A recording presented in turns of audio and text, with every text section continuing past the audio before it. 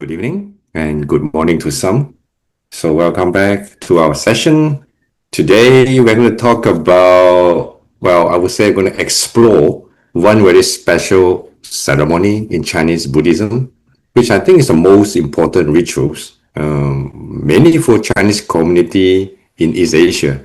It's called the Ulambana ceremony. So what is Ulambana in general? So it's about filial love. It's about compassion, and by understanding it, I wish to talk about how Buddhism adapted to Chinese culture values and how it being practiced today. So even if you're not Buddhist or even you're not Chinese, so this actually answer to the universal human questions. How do we honor our parents and ancestors? Right. So this is what I'm going to talk about today. And before we begin, as usual, I'd like you to join me by reciting the name of our great teacher, Shakyamuni Buddha. So please join me by joining your palms together and we'll recite 3 times. Homage to the Supreme Teacher, Shakyamuni Buddha. Homage to the Supreme Teacher, Shakyamuni Buddha. Homage to the Supreme Teacher, Shakyamuni Buddha. Thank you. And I know most of us just coming from work. Find yourself sitting comfortably on your chair and try to feel your feet resting comfortably on the floor. Feel your body resting well on the chair. Let's start with taking 3 deep breaths. Slowly breathe in. Breathe out. Breathe in. Breathe out. Breathe in. Slowly, gently breathe out.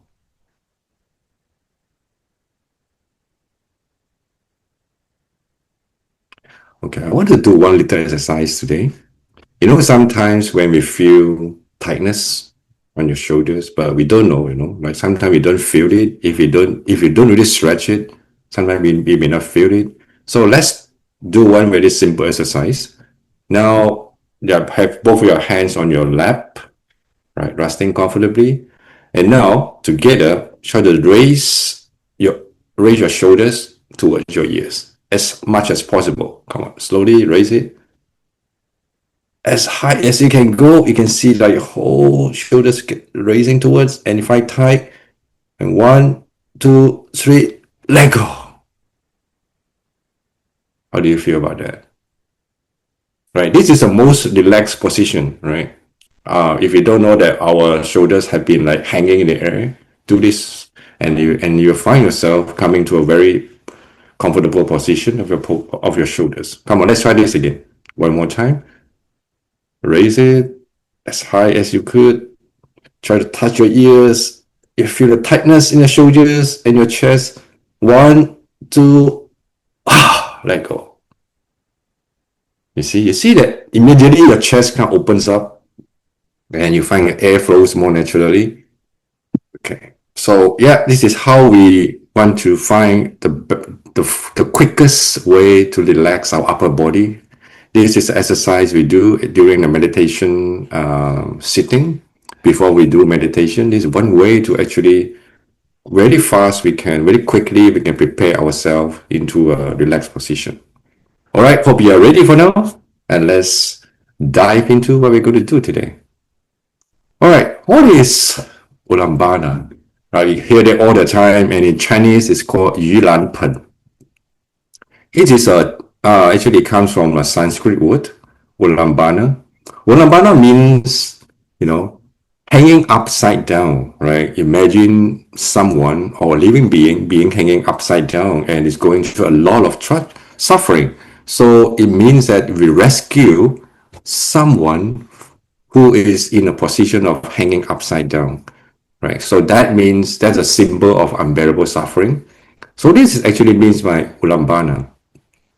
But if you go to many monastery, in Chinese monastery, you will hear some explanation which is very Chinese. You see the word yulan pen. The last one is pen, right? That means a bowl. And some, as I heard before, is was that the pen means that okay, this is a ceremony that where you actually prepare a lot of food, right, in different bowls, and then you're going to offer them to the hungry ghosts, right? So the pen, many will explain to you that it comes from the meaning of a bowl to offering to the hungry ghosts who need a lot of food, but they couldn't digest or they couldn't even eat them. And of course, we know that it comes from a transliteration of Ulambana. Bana, Bana become pen, right? Yeah, so it is not a bowl. But I mean, this is how Chinese Buddhism evolved. You will see that a lot of the translation terms, later on, we give them meaning. Yeah, so in spiritual practice, giving meaning to many terms is actually is a very important aspect, right? But for us to study, I always say that we need to understand what it original means, what was the meaning, and how we adapt to them. What kind of new meaning we kind of apply to how we understand Buddhism. So Yulan Pen, okay, now we understand that the pen is just a sound from Bana, and it's not at a bowl, right? But I think it's beautiful because as I will show you some photos afterwards, especially during this month, the lunar month, the 7th lunar month. And in 2 days, it will be the 15th day of the lunar month. Yeah. So if you go to many Chinese temple, you already seeing that there are many ceremonies being held right now. Like just last week, we here at the Chongyan Monastery, we just, no, 2 weeks ago, we just had our Ulambana ceremony, and it was huge. Like we had about 100 over participants, some Asian, and many of them are Westerners. And then that's why we had our sutra not only in Chinese but in English version too. Of course, we chant in Chinese, and for us, this was one of the biggest ceremony we have, and it's quite important. Why is it important? Okay, we'll talk about it afterwards, right? So it's actually in Chinese Buddhism the Ulambana, which is to rescue for the to rescue the the beings who are suffering, and on the 7th lunar month, the 15th day of the 7th lunar month. So this is how it is. Okay, why is it relevant today? Right? Because this is the theme of gratitude, and for us to remember our ancestors, right? So it is actually coincide with one of the Chinese, we call it 中元节. It's called Ghost Festival, right? This is from Taoism. It is actually coincide on the same month, so it's still very much practiced in monastery and communities in most Asian communities in worldwide. So this is introduction to the 中元普渡, right? This is okay. I'll read it in English for you. This is a very kind of like local belief, or what we call a ghost festival in the Chinese culture. It teaches how you can offer to different kinds of. You have the gods, you have the ancestors, and then you have the local protectors, or we call that local gods. And then we have the last one is called the good brothers, 好兄弟, right? This is a very Taiwanese way of referring to the ghost realm, because in the Chinese culture we believe that ghost realm are living among us, right? They said, oh, they're everywhere, they're always among us. So we call them in Chinese good brother. So it's very interesting that this way of offering to different living beings, the gods, the ancestors, and the local gods, and all the living beings that we couldn't see who are around us, we have different ways, different sets of menu that you should prepare, and on which day you should do that or what time. You see, like for example, for the gods, you should prepare some noodles, right? You call it 面线 in Chinese, and then you got the six dishes or 12, and then you need to have fruits, and you need to have 太极经 or 天经. I don't know what is it. Maybe there's some papers that you should burn, that should bring them some good fortune. And of course, to your ancestor, you have different ways, you have different things to prepare. And for the local gods and for the good brothers, the 好兄弟, right? Yeah, this was what I did when I was young. I remember on the 15th day of the 7th lunar month, when I was in my home, like a long time ago, my mother used to make me do it. She has to buy all these papers, with printed a lot of the the money figures on the paper are incredible. The smallest note you can find is 1 billion, and then it started off the like how many trillions and whatever it goes. And yeah, I think the inflation in that world is kind of serious, much serious.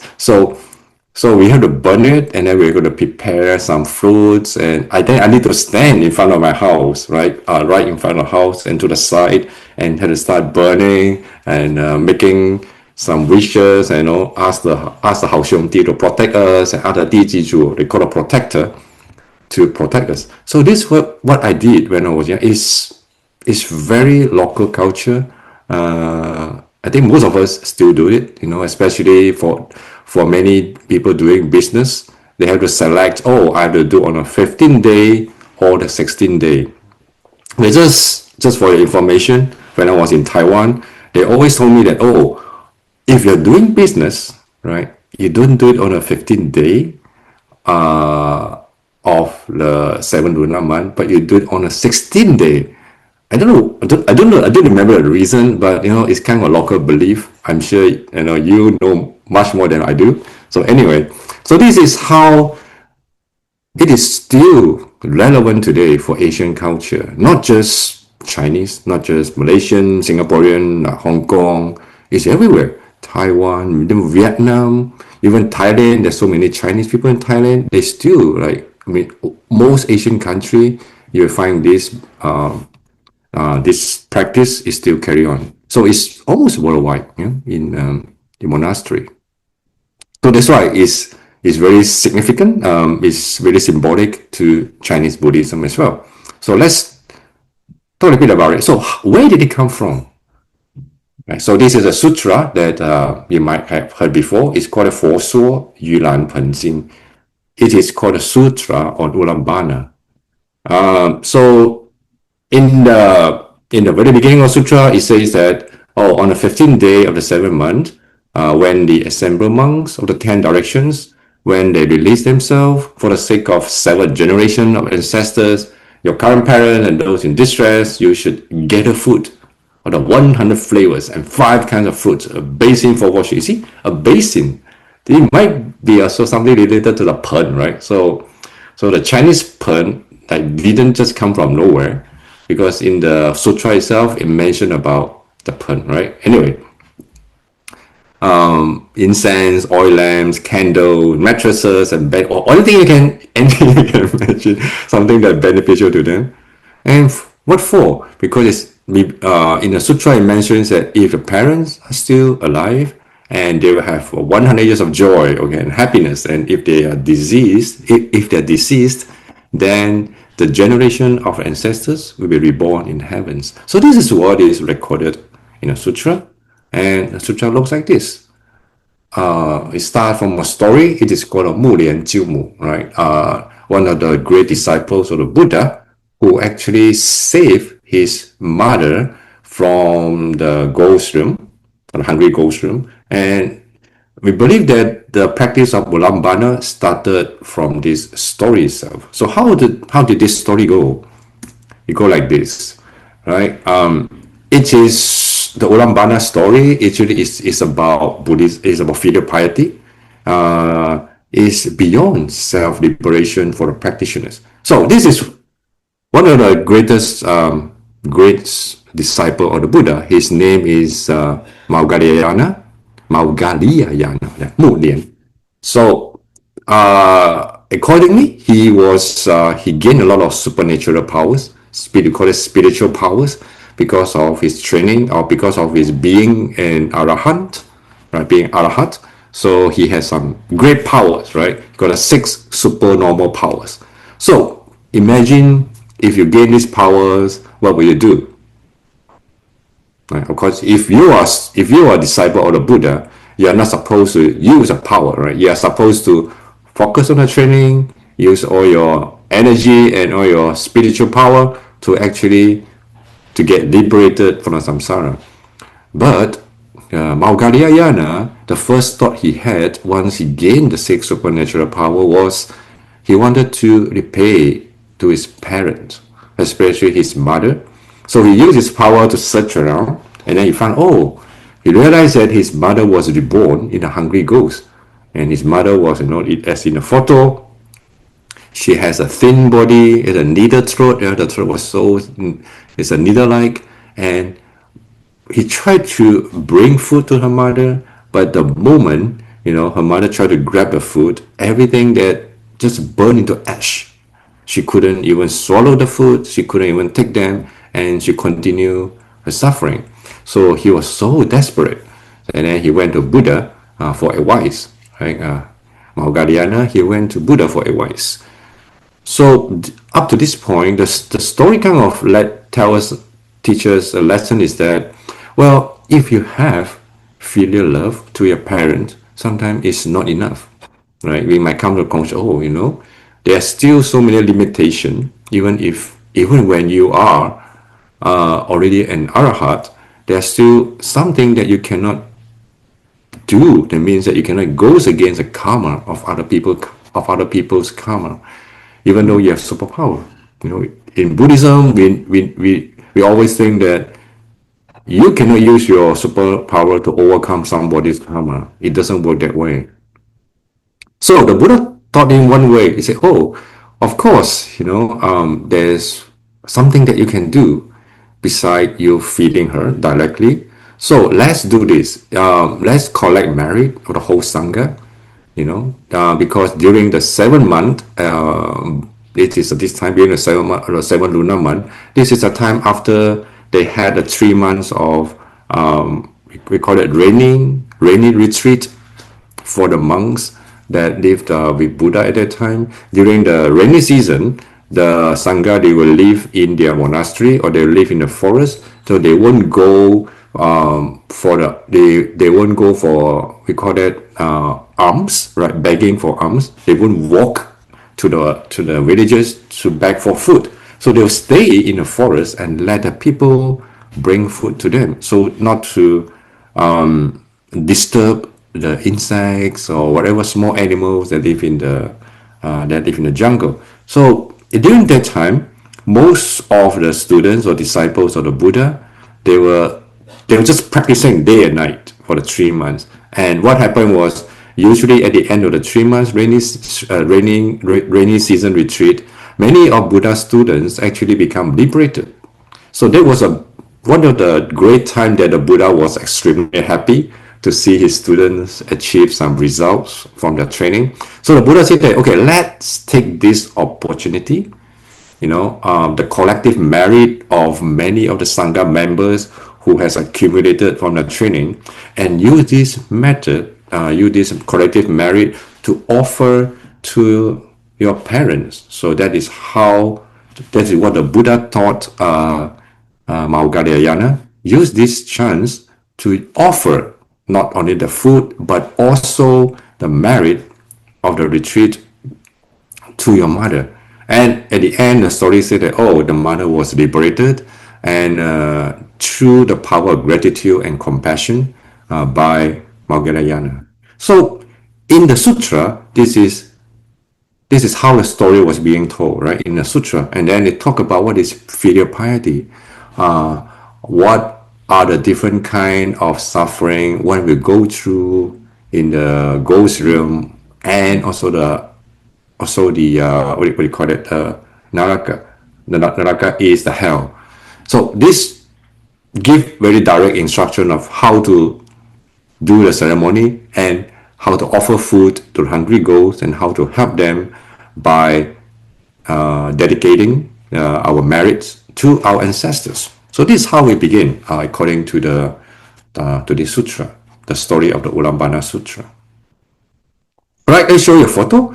This is one of the waterland. This is one. So in modern society, we call it 水陆法会, right? This is one of the great Ulambana ceremony. Like for example, this is a big stadium, right? One of the monastery, they rented the whole museum, and you see like thousands of people gathering there doing this offering. They have you see like the layers of different kind of food being offered to hungry ghosts, and of course, the leading monks, they were doing the offering, the chanting, and everybody was doing the merit dedication. So the story goes that according to the Chinese culture, the 7th lunar month is the month that where the hungry ghosts, they return to earth, and they could enjoy the offerings from a family, from family members, by the power of chanting the sutra and by the power of chanting the mantra from Buddhism. So so that's why we have the Yulanpan Sutra and the Sutra of Offering both to repay kindness. So you might wonder, well, is it a Chinese culture or it is a Buddhist culture? Right? Because according to the Confucius teaching, especially in the Xiao Jing, it called it filial piety begin with serving parents.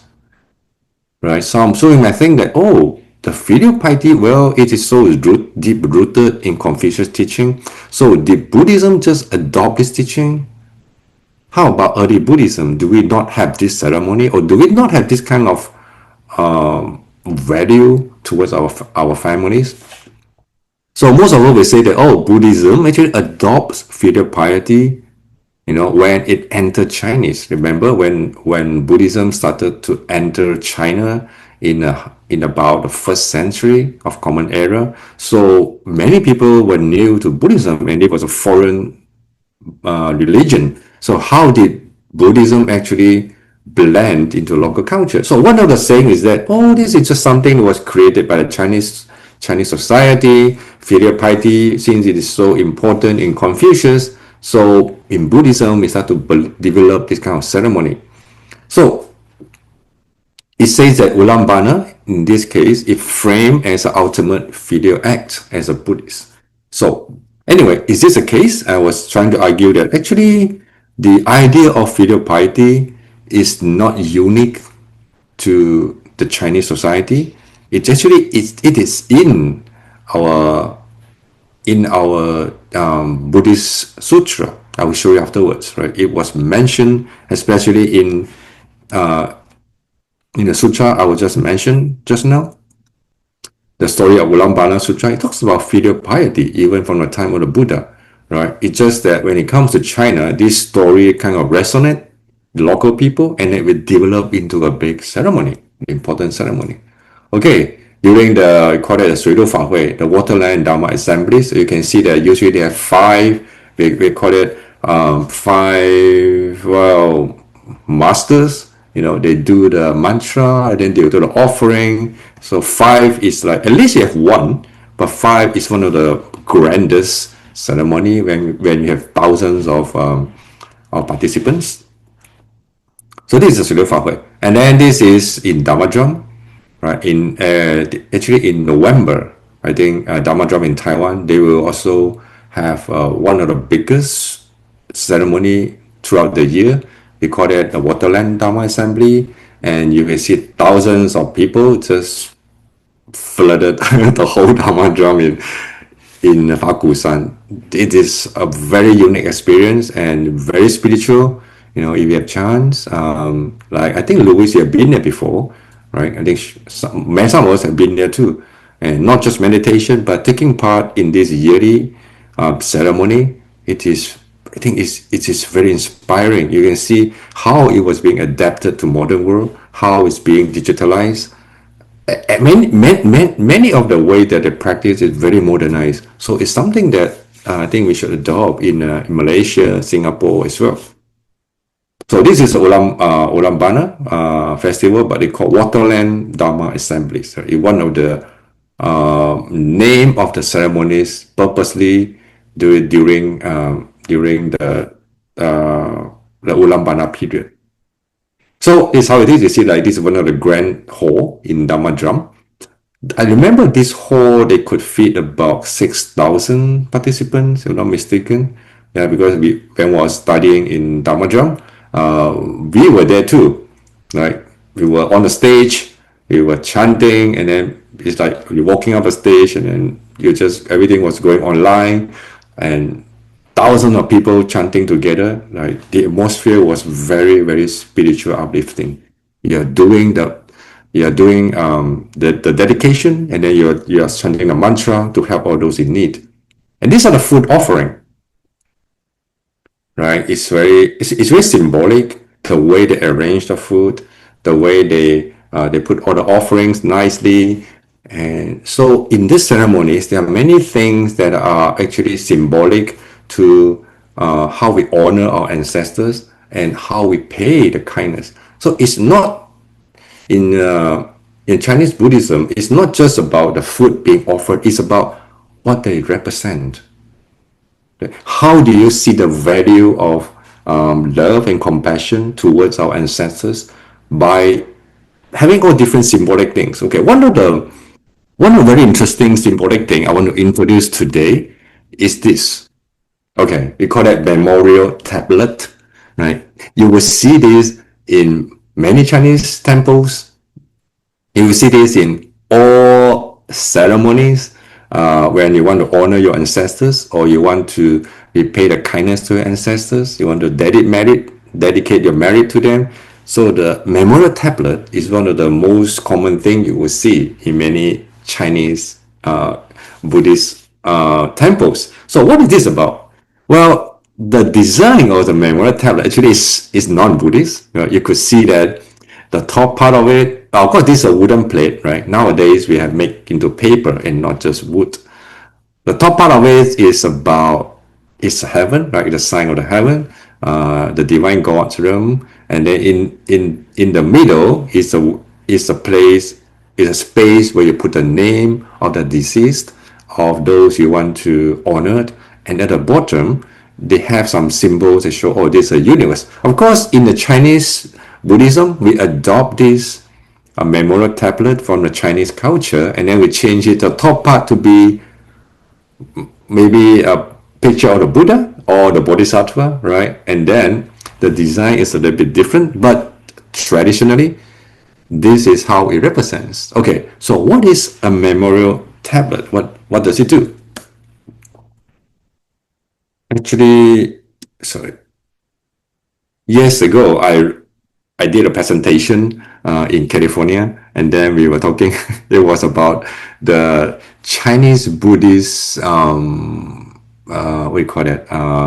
Rituals and ceremony. So it's a part of it that I did presentation, and I was introducing memorial tablet to Westerners. It was really interesting. So this is what I presented during the presentation. He said, "Oh, what is a memorial tablet? It is a ritual object, right, used in the Chinese funeral, or memorial service to represent the deceased. And you write the name and the date of place of birth of the person, and they are printed on the paper or on the wood or behind the wood. So it's actually made from wood, paper, or stone. So the objective is it's a symbolic thing of the family members who are still alive, who we want to show the love and the filial piety towards the ancestor. So this is very symbolic. So, and then another term is it something called Chinalization, Sinicization? That means that when Buddhism, arrives in China, and then it adopts the local culture, become part of its system. So does it mean that this is Buddhism being, we call it Chinalization in the local belief? Of course, this is a very natural process. when Buddhism went well to anywhere in the world, right? It will adopt their culture. When it went to Thailand, it becomes a Thailand style of Buddhism. When it went to Cambodia, it also adopt local culture. So you will see the design of the temples or the stupa is all very different. You will see different temple design in China, in Japan, in Korea, and then completely design stupa design. If you go to Thailand, if you go to Vietnam, this all we call that synchronization. And when for this memorial tablet and Ulambana ceremony, actually, yeah, it is a process of synchronization. That means it's being localized. It blends in local elements and becomes something unique. So it is defined as a process whereby a non-Han Chinese societies come under the influence of the dominant Han Chinese state and society. So synchronization, anyway, this is a very general term being used in academic now to understand the difference or the uniqueness of Chinese Buddhism as we practice today, the blend of the original Buddhist studies, Buddhist practice, and local belief. So Ulambana practice is one of those. Yeah, it's very symbolic. So the earliest record of the memorial tablet, actually we can find it in very long ago, like more than 3,000 years ago, during the Shang period, the Shang and Zhou periods. So if we look at one of the record of the grand historian, Shi, right, by Sima Qian, it already mentioned the memorial tablets. So it is a means to reverence the ancestors, and it is of course being adopted by Buddhism when it came to China. So actually, it kind of resonates with the Confucius studies, the Confucius thinking, because for the Confucius, there are three situations, right? It mentioned in our belief system is that there are three actions that are or three situations that are considered non-filial. If you don't fulfill this, then you're not filial. So this is we talked about it few weeks ago. First one is when you're not able to admonish, and it means that you point out your parent fault. When they did something, you should get advice. You should try to correct them. So this is allowed in a Confucius study that we should advise our parents when we find that they're doing something unwholesome. So this is our duty as well. And the second one is if you're not able to take care of one parent in our old age, it's considered non-filial. This is very deep rooted in our Chinese thinking, and not able to pass on one's family bloodline. So that means not having your offspring. So this is a very ancient, traditional Chinese thinking to fulfill the Confucius thinking. So how Buddhists come across this? How Buddhism trying to fulfill the idea of filial piety. So by Ulambana practice, by having to establish the memorial tablet, actually you can see that this is an effort to fulfill the very idea of filial piety in Chinese society. How does it go? Right. Of course, in the Confucian and Taoist influence, Chinese Buddhism says that, well, everyone who dies, they will turn to an immortal soul, become a ghost. This is every Chinese thinking. If you die, when you die, you become a ghost, right? It's very natural. And it can be connected. But how we connect to ancestor? By memorial tablet, right? Because when you're doing a ceremony, the memorial tablet, of course, it's according to local belief. It says that the memorial tablet is where your ancestor will come back and they will sit on that space occupied by that memorial tablet. So this is a house for the soul. So according to Confucius, inviting the soul to stay in a memorial tablet through the ceremony, it is honoring to our ancestor, right? Of course, for the Taoists, it's not just that. You need to have a lot of complicated ritual, and then to evocate the spirits and to make offering to them. And you can see that how Buddhism adopted this thinking, use a memorial tablet as a way to show compassion, and love to ancestors. And it was very successful, right? Because honoring the memorial tablet in this way for Chinese Buddhists, it becomes a reverence to our ancestors, right? And is equal to practicing filial piety, right? And they fulfill the requirements for Confucius filial piety, take care of our ancestors and honoring them. So you can see that how Buddhism try to fulfill or to fulfill the need for the Chinese people, the traditional thinking of filial piety. So the practice of Ulam Bana carry this very important role to fill in the gap between the understanding of filial piety from a Buddhist thought and from a local belief. So this is a bridge to honor. Okay. So the presumption is that many people, even some scholars, they initially they thought that, oh, so the idea of filial piety, it is something that is coming from China, so it is not from India, right? So did the Buddha talk about filial piety? Many some people question that. They say, oh, this is a very Chinese product. We don't have it in Indian Buddhism. Actually, it's not. If you look at the Buddhist texts, you can read about how the Buddha, he actually went to the heaven of the 33, to the three heaven, and then to preach Buddhism to his mother, right, who was reborn in the heaven. So he went there purposely to teach his mother. And of course, the one you just mentioned about the tale of Maugadiayana, the Buddhian, saving his mother in hell. This story tells us that, well, the idea of filial piety actually is a Buddhist value.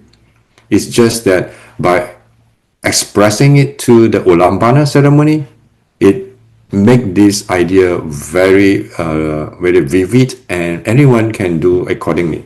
So this is the idea of filial piety. Okay, so just a very quick conclusion. The filial piety is not an essentially Indian, or you can say, oh, no, this is definitely Chinese value. It's a shared value between the very early Chinese thought and the Chinese culture. So it's a blend. I think it's one of the perfect blend of value from the Indian Buddhism with the Chinese culture. So therefore, if you go to the Chinese temple, you will see a memorial tablet. So this is a new way of expressing this shared value, love and compassion to parents, to ancestors, and it is the transformation of original meaning of the ritual object. It's something symbolic, and if you go there, you will see that, oh, this is a way to express love and compassion, from the Buddhist point of view. And this very old painting, it shows how Maugadiayana, he was, of course, he was shown wearing a Chinese robe. He did a Chinese painting, helping his mother who was going through, and then his mother even become a Chinese, right? Her name, she has a Chinese surname of Liu Shi.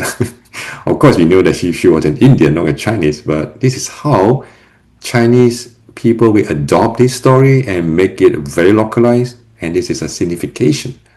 Definitely, of course, there's nothing wrong with it. How the value being passed on from India to China and how it blend together become what we have today as Ulambana ceremony. Okay, my last slide on a very technical term. Okay, expression of filial piety is one of the biggest value that we emphasize on Chinese Buddhism. So through the memorial tablet as a medium, right? Let's compare between Taoism belief and Buddhism, right? In the Chinese belief of Taoism or Confucianism, right? I forgot to put a slash. It's actually true from Confucianism as well. From a philosophical point of view, for the Taoists and the Confucianists, the memorial tablet serve as a way to honor our ancestors continuously, and because we believe that they're still present and they live among the family.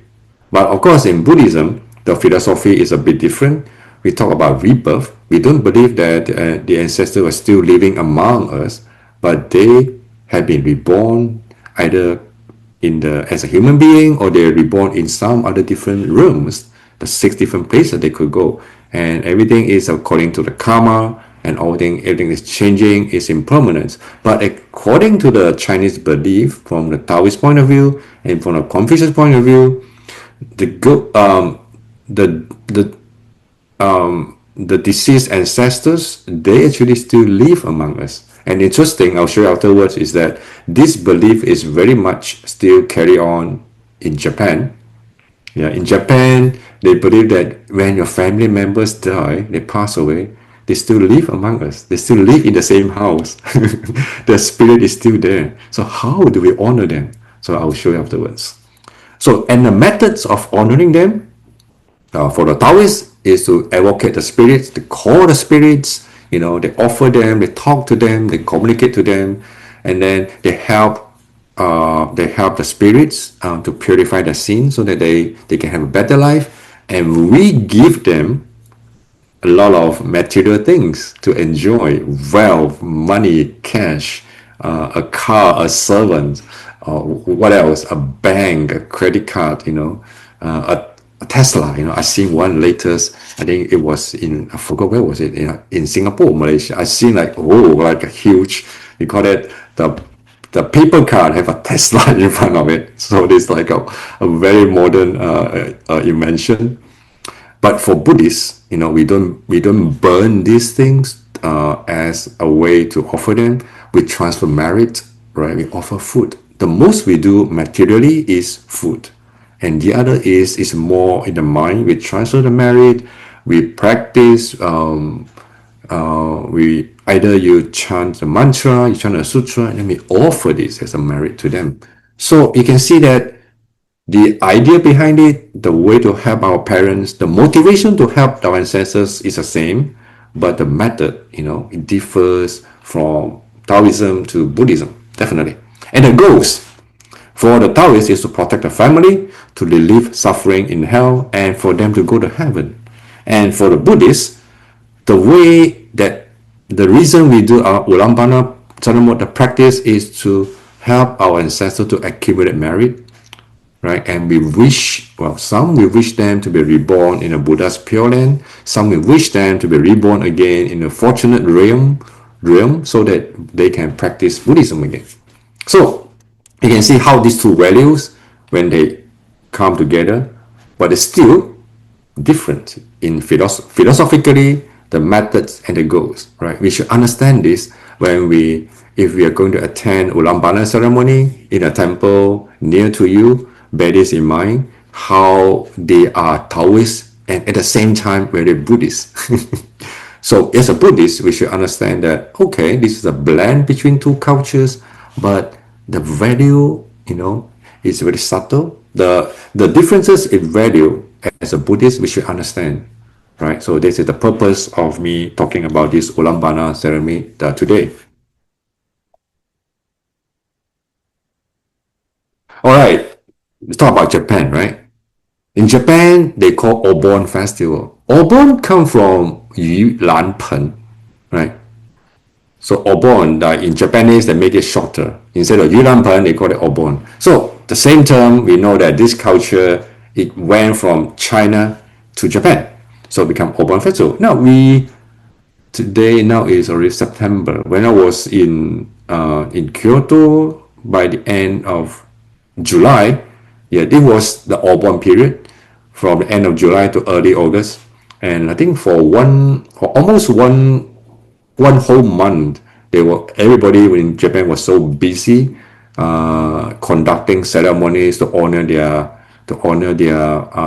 ancestors, and to have the ceremony. They go to the temple, they ask the monks to go to their home to make offerings and to chant. So the first thing they do is they will go to, if they have a grave, if their family have a graveyard, usually in a temple, they will go there, do the cleaning. They will go there. It's like, some people just go there. They go there and sit and they talk with the family, and they do the cleaning like we Chinese do. in April, right? The Qingming festival. So this is what they do in Japan. That they do it this time during Obon festival. And not only that, this is a very a big ceremony during the month of Obon. You can see like the temple, they have all the lights and lanterns lifted, and then they have musical festivals and all kinds of. They have even they have a dancing to celebrate. So it is not something like, oh, all your ancestors are coming back, so you should stay at home and don't go out. Is if you're from a Chinese background, I'm sure when you were young, you were told that, during the 7th lunar month, what will be told as a kid? Do not go out at night, right? The reason was really clear. The nighttime was the most active period for all the spirits around us. So if you want to be safe, don't go out. Well, for my experience, I was always being told like this, and we were quite scared about it. Don't go at night, don't go after 7, just stay at home to protect yourself. But in Japan, it's different. It's a way that we connect again with the ancestors and we celebrate, we remember them. And I think it's a very beautiful ceremony. It's because this is the way that when they invite the ancestors to come, they use light, right? So this is when, by the end of the Obon festival, they want to send the ancestors home. So they want to let the ancestors know that, oh, this is your way. You should follow the river, go to the ocean, and then go back to the sky. This is the Japanese belief. So what they do is each family, they will go to a specific place, and then they will burn this lantern. They put a name on it, ancestor name on it, and then they put on the river, and you will see like thousands and thousands of lanterns flowing towards the ocean. It becomes a very significant festival in Japan. It's beautiful, and you can see that people are joyful. It really calls something like a festival. I think it's really warm. It's a way to show their love. Even though it become like a cultural thing, but the meaning was to let the ancestors who came back to reunite with their family, and they find a way to go back home. And this is in Kyoto, right? When they want to send their ancestors home, actually there are 5 mountains in surrounded Kyoto.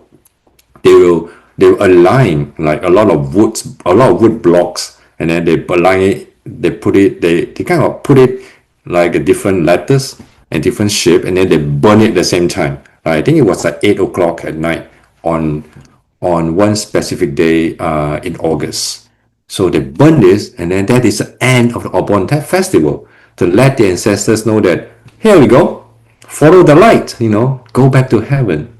So it's beautiful. I was there. I watched this several times when I was in Kyoto, and the Japanese people are quite fond about it. They would take the whole family to the street. They would stand like far away, just look at it, and then afterwards they have fireworks. Just imagine that. We don't do it in China, right? We don't do it in our Chinese culture. We think that like, the Ghost Festival is something that we just stay at home and to be quiet. But for them, it's a festival. It's a family, joyful festival to send their ancestors away home. Okay, so this is Obon festival in Japan, right? And another part of what I learned when I was in Japan is a home. We call it out altar. Yeah, pronunciation is not clear. Altar. So it's a family tradition. It is they put in a house. They have the statue of the Buddha. Either usually is Amitabha Buddha, and then the more important thing is this is a place where the Buddha and the ancestors live together in their home. So in most traditional Japanese home, they have something called like this. They call it Butsudan. Is where they have the altar in their home.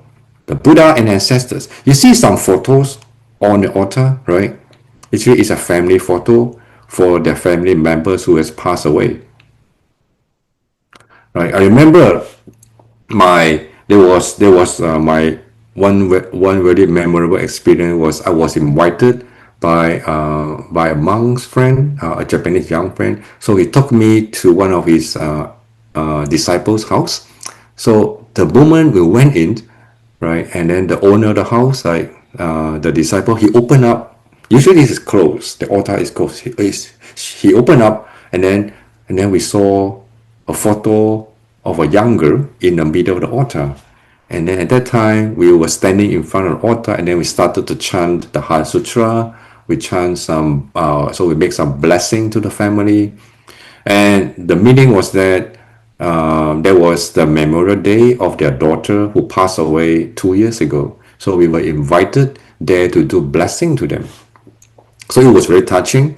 You can see that how they remember their family members by putting the photo of their family members in the altar, and then they invite monks to come over their house to make blessing to them.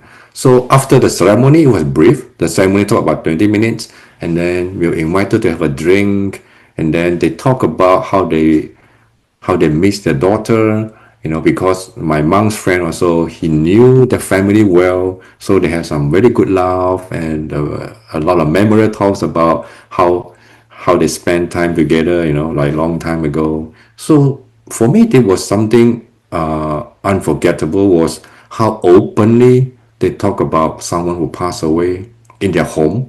So as I said before, in the Japanese culture, they think that even when a family passed away, their spirit was still there. The spirit will live on in the house. So this is how it become their tradition. They have the family, they have the altar, and then the family member, they will stay there. So if you go and watch some Japanese drama, or maybe some old ones, there might be some scene that you are familiar. Let's say a kid, like a young boy or young girl just came back, let's say from somewhere, and the first thing they did when they came home was to open the altar, they light a candle or they lit an incense, and they start, doing this, and they start talking. Who are they talking to? They are not talking to the Buddha. They were talking to their family members who passed away. It could be a mother, a father, it could be their siblings. So I always remember I saw this scene in some Japanese drama. Actually, it's true. This is in their culture. There were a few times I was invited to my friend's house, and because I'm a monk, so I was naturally, the first thing I enter the house is they invited me to go to the altar, open it up, and show me, oh, this is my mother, this is my grandfather. No, they introduced me as if they were still there. I think this is a beautiful way of showing respect and honoring their ancestors. They talk as if, oh, they're still here. We're honoring them. Yeah, this is for me. This is touching. So when I went back to Malaysia after I finished my studying in Japan, so I always have this thought of what is the best way to honor, especially when in a family who is going through grief. Right? You can imagine if someone you love in a family pass away. Of course, we have a grief period. There was one time I have a student who just lost her husband it did quite suddenly. So it's really devastating. You can imagine, right? Young family, and then the children, the kids are still young and they lost a father. How devastating like the family would feel. So she was approaching me, asking me, how should I deal with this? All this grief, and what should I do? Should I get rid of all the belongings of a husband, or should I don't know how to talk to the kids. I don't know how to let them know what had happened. I don't know how to sit with them, talk about this openly. She couldn't. It's so hard to actually talk about it. And then, of course, the first thing I asked her is to do merit offering, or to make donation to the temples, or to help her husband to have a ceremony in the temple. But back home, right, when you left the temple, you still have to face a very familiar place where you have so much memory. So what should you do? So I remember what I saw, what I experienced in Japan. So I taught her the way of doing that. I say, okay, if you have an altar at home, even if you don't, it's fine. The important idea is you need to have a space for grief, for you to grieve with your family together about the passing away of someone you love and all of you love so much. So this came from the idea of the author from Japan. I asked them to find a corner in their house, quiet, clean, tidy. Put a photo, of the father and some belongings belong to him that can remind them, and burn a candle and incense. So that quiet space become a very special space for anyone who feel like they want to grieve over their father. They can go there and sit alone. They can talk to the father over there. They can sit there, and it become like a norm.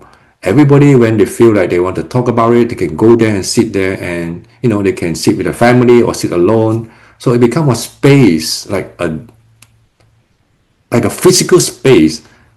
It's there, for you to grieve out, for you to grieve, but not just like in the Asian culture, we love to keep all those emotions internally. We never let them express. So this is a way to grieve. I believe that is a beautiful culture, right? Always have a space for us to talk about it with love, with compassion, how we remember the one who passed away, how we show love to our ancestors, to our parents. So this space itself, for me, it become a very important settings, especially for those who grieve. Of course, after she settled there, after she have this space, and then she know what to do with the belongings of the husband. Either she want to keep them, or she want to get rid of them. I think that is not important anymore, because you have a space already to hold the grief together with the family. So, and then after a while, she thanked me of doing that, and because that she could talk openly with the children in front, like in that space. So it become an understanding that, so this is a space that they still can share with their father, even though he passed away, that help them go through the grief period. So this is something that I think we can learn from different culture, from different Buddhist culture. We have different way of grieving. So this is one of them. Yeah, I really love this. So this is the article I wrote about this experience of how I was invited to a Japanese home, and then I was giving blessing to the ancestors and family members. I wrote this in an article, and this was published a few years ago in the magazine called 人生杂志 from Dharma Drum. I think it is in my book too. Yeah, this article. So it's something that I want to introduce to you that you might okay, and then I wrote another article just last year. I called it Let Us Live After They Pass On. It's a reflection from a monk on grief and the home altar. There was something I just mentioned to you, how I use this idea as a way to help family who lost someone they love going through the grieving period. So I borrowed this idea from the Japanese culture, and I think that it's beautiful. It can blend in so well with Chinese value, and not just Chinese value, but Buddhist value and culture, to show love, compassion for those who we love and who have passed away. Yeah. Anyone interested? Maybe later I can show you. I can share this article with you. Yeah, I think it has been printed in this was for a magazine anyway. Okay, now after, up to this point, I'd like you to have something for you to reflect. Yeah. Maybe there's a simple exercise that you want to do after today's class. First, think of a family member or ancestor who has passed away. Right? In what ways did their life or values or actions actually influence who you are today? Okay, so write about one specific memory or teaching from them that you are grateful for. For example, it could be your grandmother or your grandfather who has taught you so much when you were young about life, about wholesome behaviors, and they might have lifelong impact on you, positive impact. Think about it, who has influenced you, and then think about the value that they give you, who make who you are today. And the next thing is knowing that there are many cultures, right? In the world, not just Buddhists and many other cultures, we have rituals and customs to honor the deceased family members. So if we are Chinese, and of course we choose one tradition which we find most familiar with, right? And explain, in ourselves how we express our gratitude to our family members or ancestors using our own way, right? In Chinese, you have a way. We go to a temple, we do a marriage dedication. Yeah, that is what we do in our, I mean, in the under the Buddhist frame. But how about yourself, right? Personally, how do we personally remember or honor our loved ones who have passed away? Right. So I suggest this would be a little homework that you can do throughout the week. Think about one family member who has a great impact on you. And the second is how you use our understanding from our culture to remember and to honor them or to honor this specific person. Have we found a way? Are we going to use a way to remember and honor them? Okay, I wish that we can all think about it and reflect on it and see how we can do that. This is a way to pay back kindness to the one that we love, to ancestors. All right, is it okay up to now? Yep. Okay. Then we go on. So now we come back to the modern world, right? The rituals, especially Ulambana festivals. Well, now we have moved on to 21st century, and everything we talk about, we have to talk about sustainability, environmental friendly, and how we take care of the planet Earth without without exhausting too much of the resources, even when we're doing a ceremony to remember the past. So the first thing is we have adapted. Yeah, in Chinese Buddhism, we have adapted. We try to reduce paper burning because this is more environmental friendly. And in many temples, we use flowers and chanting or symbolic offerings, right? Instead of using the real, some of them not using the real food or a lot of material things to offer, but something that we can do. I remember the one example I saw in Taiwan is that they plant a tree, instead of giving material things, food, or burning some like paper for the disease. They say, okay, I'm planting this tree on behalf of your name. So, and I dedicate your merit of planting this tree to you because it helps the planet Earth. Isn't it beautiful? A blend between practice of filial piety and a way to be kind to the planet Earth. So I think this is beautiful. This is how we can actually modernize our culture, right? This is, the Buddhist ceremony, modernize them and make it much more meaningful in the modern world. For example, in Dharma drum, during the water and call it water and land Dharma service, there are two actually very important changes that they have made. One is they make full digitalization of the memorial tablets. It's no longer printed on paper and then later burn it. No more paper, no more burning. Everything is digital. they they put on the big screen. Everybody see their name floating around. It's the family name, the ancestor's name, and then that completely abandoned the burning process.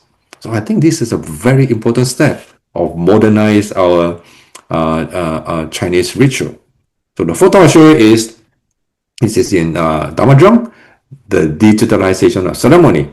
Everybody come here to register to take part in the offering ceremony. So everything is digitalized, computerized, and you key in your names or ancestors' name, and no printing will be done, right? And even so, if you cannot attend the ceremony in person, they have called it online participation too. All the text, Chinese text, or the sutra that you're going to chant is actually digitalized, right? They can even make a program that, according to the speed of the chanting in the hall, and then the page will turn by itself. I think it's beautiful. It's so, I mean, you will love this, right? Okay, this is reading a text if you cannot attend and you're from home, and even more than that, you can follow the ritual. You can offer your incense right in front of your laptop. You can do prostration, right? Look at this photo here. Do prostration. You can have a little Buddha, like a statue in front of you. So you become your own ceremony at home. You pray together. You can offer flowers. You sing this, you put flower on this, and you follow when you depends on where you are. You can even offering the flower together from your home. I think this was done. This was one of the best invention during the COVID period, where many people couldn't attend the temple ceremony. They do it at home. I think this is very beautiful. Yeah, when Dharma Drum did this, all the other temples in North America, in Europe, they all follow it. They all do the same thing. I think this is wonderful. Yeah? Digitalization of the process. And this is what I mentioned. The memorial tablets, they are no longer paper. They are not printed. They are projected on a huge wall, right? And then every few seconds, the name will change. So you can see the name of the you can see the names being like projected on the wall. You can find your family members. You can see your name too, being projected on the wall, and it's wonderful. So, and not only that, even the Buddha, right? At the final day of the ceremony, we have a section called the Song Sheng. Song Sheng means that what is Song Sheng? You are like sending not sending off. You mean the end of ceremony, right? You kind of like ask all the Buddha and Bodhisattva, oh, we are finished, and now you can go home to where you are from. So this ceremony, they even make like a very graphical kind of animation. Is you can see the Buddha, starting to float into the air with like following by many bodhisattvas around him. The Buddha slowly rise to the air, go back to their pure land, and the bodhisattva all around it in a big huge screen in a hall. And then finally you can even see a lot of the memorial tablets. They're also going. They started to go to the pure land to where they are. So this kind of like a bit modernization and digitalization of ceremony is something that has been done quite successfully. I'm using the example of Dharma Drum in Taiwan. Of course, it's still in a process. I just wish that in Malaysia or Singapore, even in Zhuangyan Monastery where I'm staying now, I hope slowly we can transform to this and no more burning paper, no more writing and burning, but we can go a little bit more even AI, right? I remember when I was in Japan, there was one temple. It was very interesting. So when they were chanting the Ami Jing, what happened?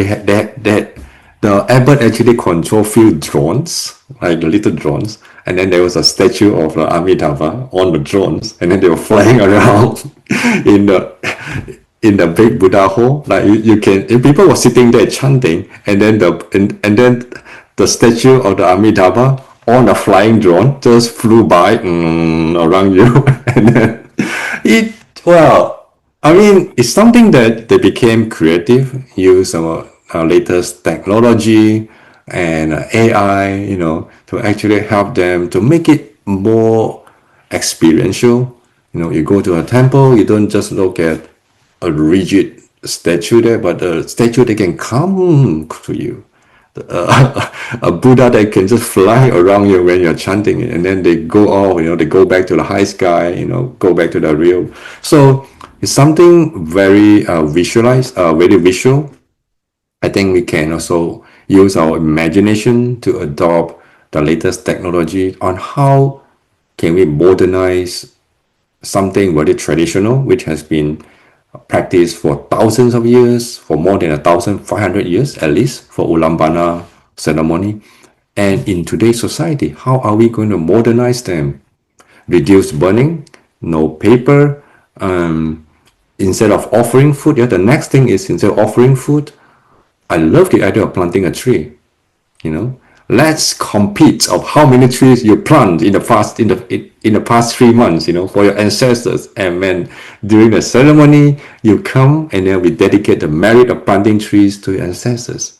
Isn't it better than offering a food that usually most of the some of the food we eat, but usually some of them we just get it off because when the food get exposed, like for the whole day, in the open air, actually it's not safe to consume anymore, and that's a waste, right? So that's also something that we can modernize and we can refine to make the ceremony more more environmental friendly, definitely.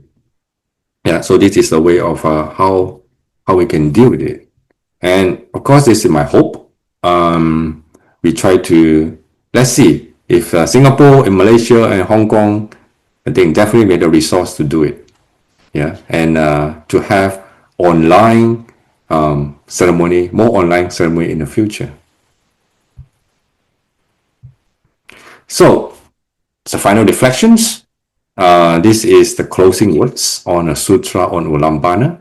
It says, 孝顺之子，行孝，当念父母恩，恒施报之.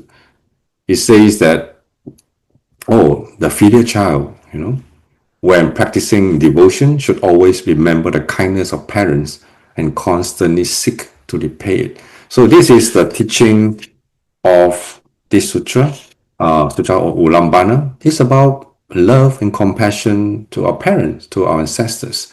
So this is the most important, I would say, value or spirits on the Ulambana Sutra, right? So if you are non-Chinese, and then it's another way is to think about it, is it reminds us about our gratitude for our parents, right? It's not just a very private emotion. So it could become a very kind of open and spiritual ethical action, right? Yeah, so what the homework I gave you was just mentioned just now. Reflect on one particular family member who has passed away, who has great impact on you, and how we remember them, and how we can pass on this beautiful culture to our following generation. Okay, I will leave this. I will end it here, and I think I would anticipate some questions if you have any, or discussion to talk about this special Ulambana festival in this month. Yeah, we are in the middle of the 7 lunar month. Okay, so if you go out, you go to Chinese temple, you will see every week you will find Ulambana ceremony in every temple. Go in and you see what you can learn from this ceremony. Bring some of the things we've talked about here and reflect on what we can do, what we should do to carry on this beautiful tradition. Okay, anything that you want to share? Any question? Okay, Shifu, I have one question here from Brother Vasily. Actually, you have just briefly answered the question, but the question is what happened to all the food after the Waterland Dharma ceremony, which you have just answered that is either being eaten or disposed, right? Okay, I think it depends. For fruits, for those who can last, of course, we will consume them. Either the monastic will take care of them, or we just distribute to all the participants to bring home. I know this is also something quite interesting. Like in the old time, right? I mean, in the ancient time, I mean, the more traditional settings in the Chinese culture, I remember that we don't like to eat the food or fruits being offered to ancestor. We usually, after we do the offering, we either get rid of them, recycle them, and I think that's a kind of like a little bit of traditional thinking was that once you offer to them, the food shouldn't be eaten. I think some traditional Chinese people will have this thinking, say, oh no, you shouldn't eat those. But in modern day, especially in the temple, you'll find that no, we we eat everything. But of course, if it is a cooked food, when it's exposed, when it's being open air for full whole day, you shouldn't eat them. Then we should recycle them. And but for fruits, breads and whatever, some people even offer like I don't know, durian, mangosteen, and of course durian. I love them, so definitely leave them. Yeah, I want to try this durian. Yeah, we consume the food and there's no waste. But cooked food is hard. Yeah, cooked food is hard. Some even have milk. And if you go to the temple site, you offer milk. Because there are some spirits who are still, I mean, the unborn spirit, yeah, they need the milk. So we don't drink the milk because it's not safe to do that. So, yeah, so we try to reduce that. So my idea is, I should always push the idea that instead of real food, why not we use something more meaningful, more environmental friendly. So one of the things I could think about was an action of planting a tree. Isn't that nice? That's also a spirit, right? Food we can use a mantra, and because I know the ceremony well, I know that when we're offering food, right, we use our imagination to multiply the amount of food. Imagine you just have a small bowl of rice, right? But during the ceremony itself, we have some specific mantra that we recite, and then we use our imagination to multiply the small bowl of food to become like a mountain of food. So it's all here. We use a mantra to help us to transform all this food into mountains of food. So that gave me the idea that, so why should we, like, since the use of the mantra is to multiply the food so that it will be enough for all the beings, or all the living beings, all the who come to ceremony. I mean, the ghost realm, right? Whoever come here, they can enjoy the food, but it's all by imagination. It's all by the power of the mantra and the imagination of the master of the ceremony, and of course the public as well. So why should we still prepare mountains of real food, in a ceremony? Is it just because it look nice? Is it just because it look grand?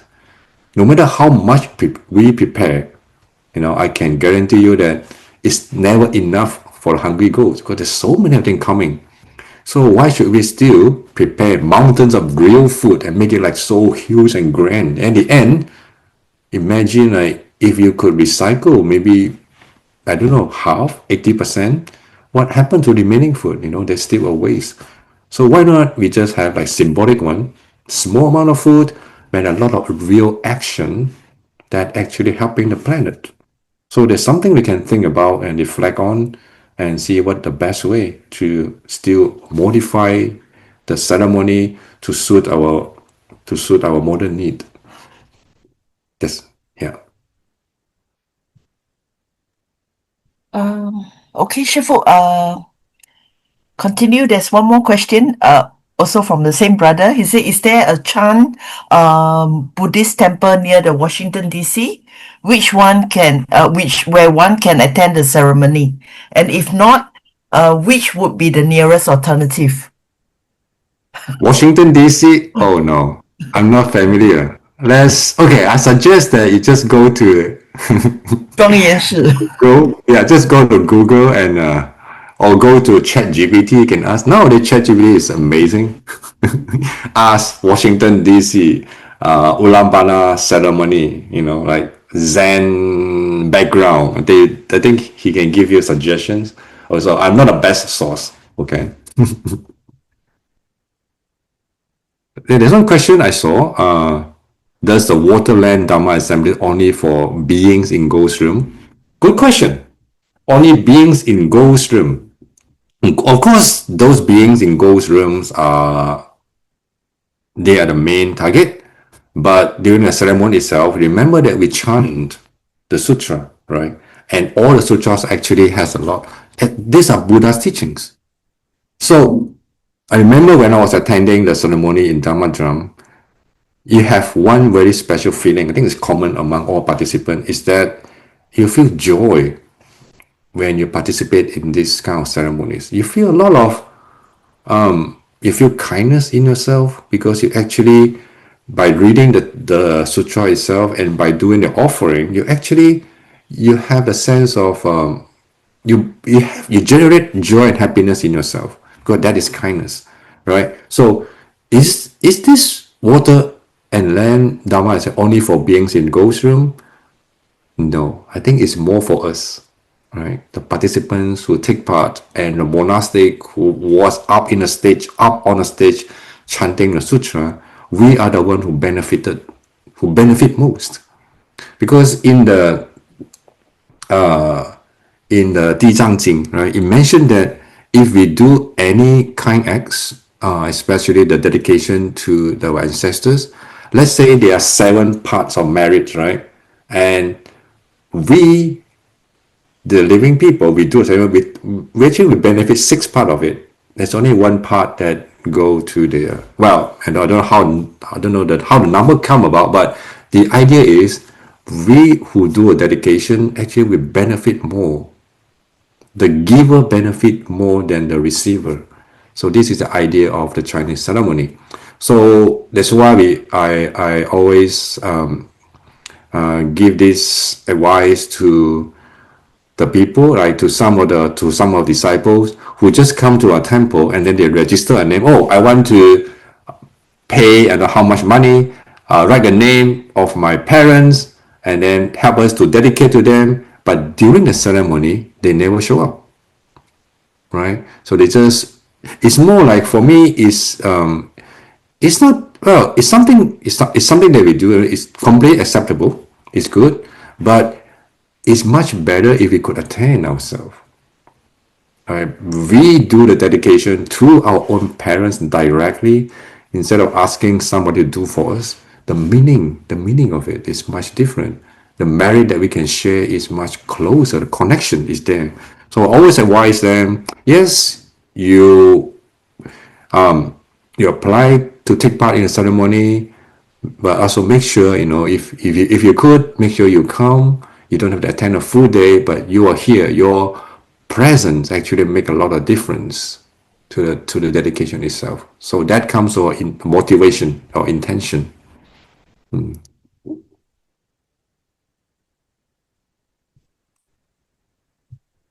Oh, there's another question from David.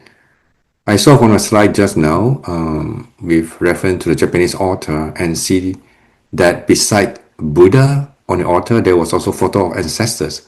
Will this be a form of disrespect or is it totally okay or what? Why and we avoid put together on the altar? Okay, good question.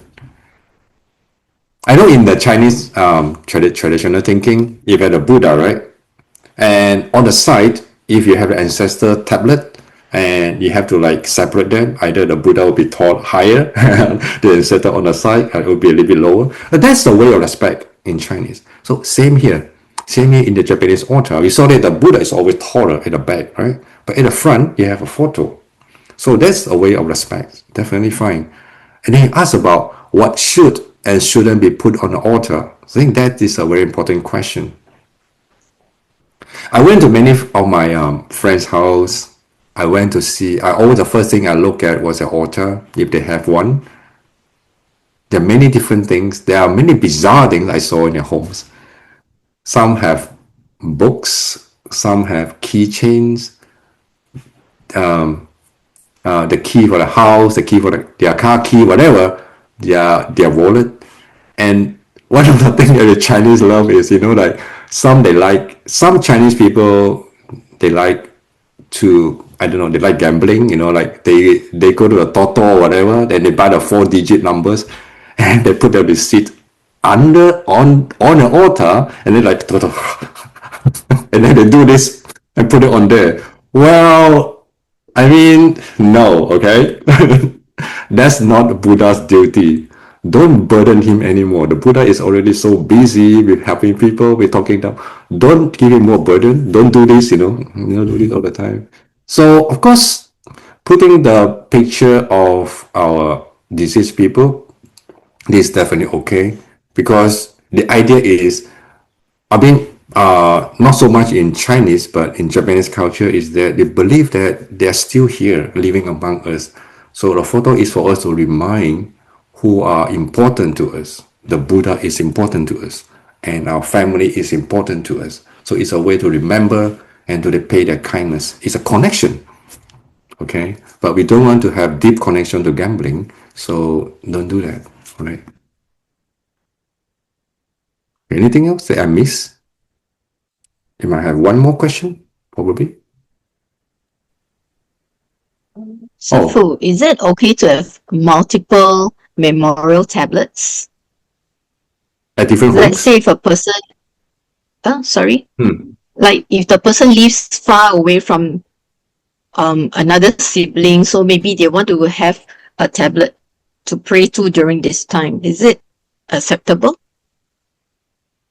I know where this question came from, because imagine, a parent has like a few children, right? You usually the eldest son will take care of it, right? Oh, the elder son has a ancestor tablet, then the other siblings, no, you don't have to, already taken care of.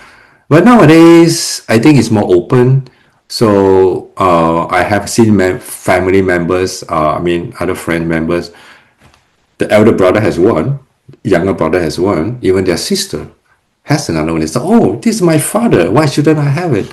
So it's definitely okay, because in Buddhism, we don't see we see it as a very symbolic representation of our compassion and the remembrance of the ancestor. It's not like, we are not causing trouble to the whatever spirit we call the ghost. Oh, where should I go today? Should eat this house or should eat that house? It's not like a physical, like a spirit, that have to find a house to go. No, that is more like a local or Chinese local culture. But in Buddhism, it's more like a thought in our mind. Remember the kindness of them. So in that case, it shouldn't be limited to how many tablets you have. You can have multiple. You can have one in a temple, one at home, one in America, one in Singapore.